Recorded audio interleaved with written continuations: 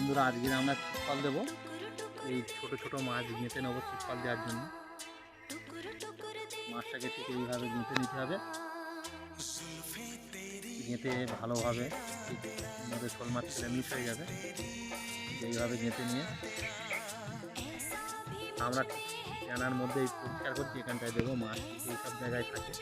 ছিপকলটা আমরা ঠিক এইভাবে দিয়ে নেবো। তো এইভাবে অনেক কটা ছিপকল আছে দিয়ে নেবো, দিয়ে যখন তুলতে হবে আবার তখন দেখাবে।